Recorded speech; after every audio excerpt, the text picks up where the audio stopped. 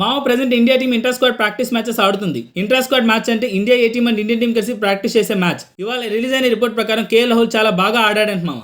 గంటకు పైగా centre wicket కి నిలబడి బ్యాటింగ్ చేశాడంట.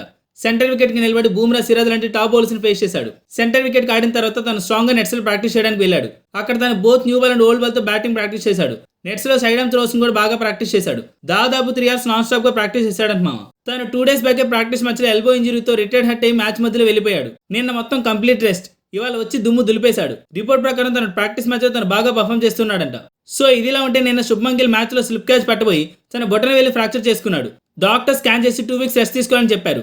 2 weeks అంటే తన ఫస్ట్ మ్యాచ్ కి అవైలబుల్ గా ఉండడు. ఇప్పుడు తన ప్లేస్ ని భర్తీ చేయడానికి 1 down ఏ ప్లేయర్ ఆడించాలని ఇండియన్ టీం మొత్తం బుర్రగొక్కుంటుంది. నిన్న జరిగిన ప్రాక్టీస్ మ్యాచ్ లో India A team Devdutt Padikkal, Ruturaj, Bumrah and Ashwin లాంటి బౌలర్స్ ని చాలా బాగా హ్యాండిల్ చేశారంట. వాళ్ళిద్దరు ఎవరైనా ఆడతారా?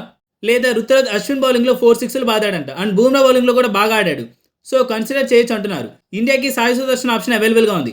అయితే వీళ్ళంతా ఆస్ట్రేలియా ఫేస్ కి ముందు నిలబడి ఆడగలరా అనేది చాలా పెద్ద డౌట్. దట్టు వాళ్ళు ఆడబోయేది 1 down పొజిషన్, చాలా ఇంపార్టెంట్ పొజిషన్.